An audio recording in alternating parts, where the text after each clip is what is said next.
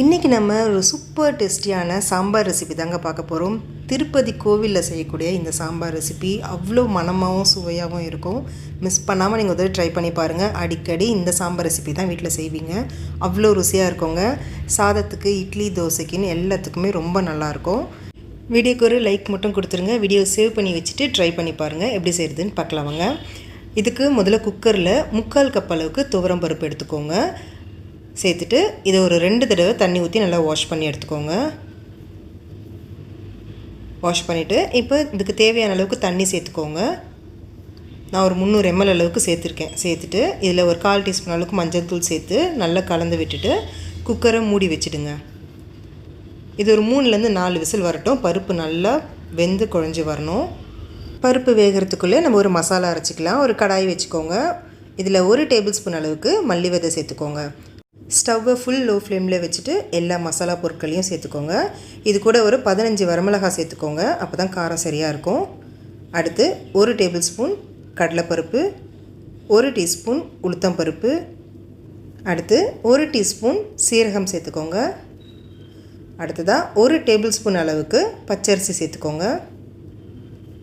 அடுத்து 1/2 டீஸ்பூன் வெந்தயம், கொஞ்சமாக தேங்காய் சேர்த்துக்கோங்க. தேங்காய் அதிகமாக சேர்த்துக்க வேண்டாம், இந்த அளவுக்கு சேர்த்திங்கனாலே போதும். இப்போ ஸ்டவ்வை மீடியம் ஃப்ளேமில் வச்சுட்டு ஒரு 3 நிமிஷத்துக்கு இது நல்லா வறுத்து விட்டுக்கோங்க. இதில் சேர்த்துருக்க எந்த பொருளும் கருகிடாமல் பார்த்துக்கோங்க. லேஸாக லைட் கோல்டன் ப்ரௌன் கலரில் வர வரைக்கும் இதை நல்லா வறுத்து விட்டுக்கோங்க. பாருங்கள், இந்த அளவுக்கு லைட் கோல்டன் கலரில் வரணும். இப்போ இதை நல்லா ஆற வச்சுட்டு ஒரு மிக்சர் ஜாரில் சேர்த்துக்கோங்க. மிக்சர் ஜாரில் கொஞ்சம் கூட தண்ணி இல்லாமல் பார்த்துக்கோங்க. இந்த அளவுக்கு நல்லா கொரப்பாக அரைச்சி எடுத்துக்கோங்க. ரொம்ப நைஸாக அரைக்க வேண்டாம். இந்த அளவுக்கு நல்லா கொரப்பாக அரைச்சி எடுத்து வச்சுக்கோங்க. இந்த சாம்பாருக்கு தேவையான பொடியை மட்டும் நம்ம யூஸ் பண்ணிவிட்டு மீதி பொடியை நீங்கள் ஃப்ரிட்ஜில் ஸ்டோர் பண்ணி வச்சு அடுத்த முறை சாம்பார் செய்யும் போது யூஸ் பண்ணிக்கோங்க. இப்போ பருப்பு நல்லா வெந்திருக்கு. ஒரு மத்து இல்லை மேஷர் வச்சு லேஸாக கடைஞ்சி கொடுத்துக்கோங்க. பாருங்கள், இந்த அளவுக்கு கடைஞ்சி கொடுத்திங்கனாலே போதும். இப்போ இது தனியாக இருக்கட்டும். இப்போ சாம்பாருக்கு தாளிப்பு கொடுத்துக்கலாம். ஒரு கடாய் வச்சுக்கோங்க. இதில் ஒரு 2 டீஸ்பூன் அளவுக்கு எண்ணெய் சேர்த்துக்கோங்க.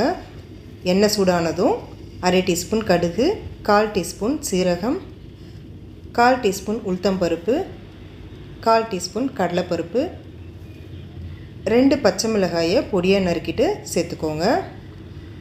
அடுத்து 2 வரமிளகாயை இது போல் கிள்ளிட்டு சேர்த்துக்கோங்க. கடுகு, சீரகம், பருப்பு எல்லாமே பொரிஞ்சு வந்த பிறகு ஒரு 10 சின்ன வெங்காயம் சேர்த்துக்கோங்க. கோவிலில் செய்கிற சாம்பாரில் வெங்காயம், பூண்டு 2ம் சேர்க்க மாட்டாங்க.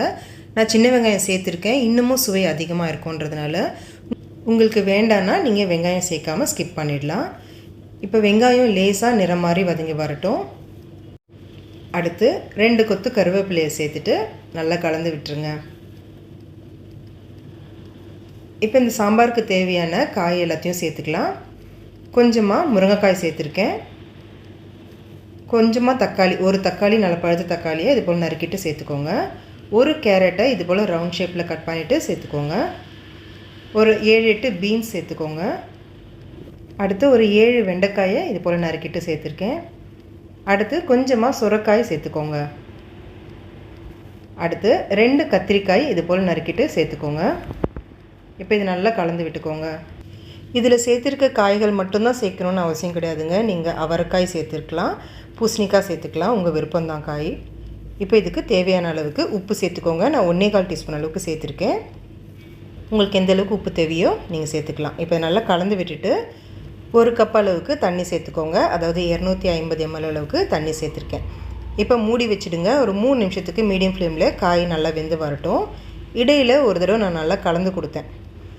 இப்போ பாருங்கள், காய் பாதி அளவுக்கு நல்லா வெந்து வந்திருக்கு. இதை லேசாக கலந்து கொடுத்துட்டு இப்போ நம்ம அரைச்சி வச்சுருக்க மசாலாவிலேருந்து 3 டீஸ்பூன் அளவுக்கு சேர்த்துக்கோங்க. நம்ம சேர்த்துருக்க பருப்பு, காய்களோட அளவுக்கு இதில் 3 டீஸ்பூன் அளவுக்கு சேர்த்திங்கன்னா காரம் ரொம்ப சரியாக இருக்கும். உங்களுக்கு எக்ஸ்ட்ராவாக கொஞ்சம் காரம் அதிகமாக தேவைப்படுதுன்னா இன்னொரு 1/2 டீஸ்பூன் அளவுக்கு கூட நீங்கள் சேர்த்துக்கலாம். இப்போ நல்லா கலந்து கொடுத்துட்டு கடைஞ்சி வச்சுருக்க பருப்பை சேர்த்துருங்க. சேர்த்துட்டு குக்கரில் இன்னொரு 1/2 கப் அளவுக்கு தண்ணி சேர்த்து இதில் சேர்த்துருக்கேன். இப்போ ஒரு சின்ன நெல்லிக்காய் சைஸ் அளவுக்கு புளியை 200 ml அளவுக்கு தண்ணியில் கெட்டியாக கரைச்சிட்டு சேர்த்துக்கோங்க. புளி அதிகமாக சேர்த்துட வேண்டாம், அப்புறம் புளிப்பு சுவை அதிகமாகிடும். இப்போ இதை ஒரு முறை கலந்து கொடுத்துக்கோங்க. சாம்பாருக்கு தேவையான தண்ணி சேர்த்துக்கோங்க. நான் 1.5 கப் அளவுக்கு சேர்த்துருக்கேன். அதாவது ஒரு 350 ml அளவுக்கு தண்ணி சேர்த்துருக்கேன். இதில் இந்த மசாலாவில் நம்ம அரிசி, கடலைப்பருப்பு, உளுத்தம்பருப்புலாம் சேர்த்துருக்கிறதால நல்லா கெட்டியாகும். அதனால் கொஞ்சம் தண்ணி எக்ஸ்ட்ரா கூட நீங்கள் சேர்த்துக்கலாம். சேர்த்துட்டு இப்போ ஒரு ஹை ஃப்ளேமில் வச்சு 3 நிமிஷத்துக்கு நல்லா கொதிக்க வைங்க. 3 நிமிஷம் கழித்து பாருங்கள், நல்லா சரியான பதத்துக்கு சாம்பார் ரெடியாக இருக்கும். இப்போ கடைசியாக 1 டீஸ்பூன் பெருங்காயத்தூள் சேர்த்துக்கோங்க. அடுத்து 1 டீஸ்பூன் நெய் சேர்த்துக்கோங்க. நெய் மிஸ் பண்ணாமல் சேர்த்துக்கோங்க, அப்போ தான் நல்ல மணமாக இருக்கும். அடுத்து பொடியாக நறுக்குனா கொத்தமல்லியை தாராளமாக தூவிட்டு 1/2 டீஸ்பூன் வெல்லம் அப்படி இல்லைன்னா நாட்டு சர்க்கரையை சேர்த்துக்கோங்க. அப்போ தான் சுவை ரொம்ப நல்லாயிருக்கும். சேர்த்துட்டு ஸ்டவ் ஆஃப் பண்ணிவிடுங்க. இது நல்லா கலந்து கொடுத்துக்கோங்க. அவ்வளோ அட்டகாசமான சுவையிலையும் மணமாகவும் இந்த சாம்பார் இருக்கும். மிஸ் பண்ணாமல் நீங்கள் ட்ரை பண்ணி பாருங்கள். அடிக்கடி செய்ய சொல்லி கேட்பாங்க இந்த சாம்பாரை. ட்ரை பண்ணி பார்த்துட்டு எப்படி இருந்துச்சுன்னு சொல்லுங்கள். உங்களுக்கு பிடிச்சிருந்துச்சின்னா லைக் பண்ணிவிட்டு உங்கள் ஃப்ரெண்ட்ஸ் ஃபேமிலி எல்லாருக்கும் இந்த வீடியோவை ஷேர் பண்ணிக்கோங்க. Thank you friends.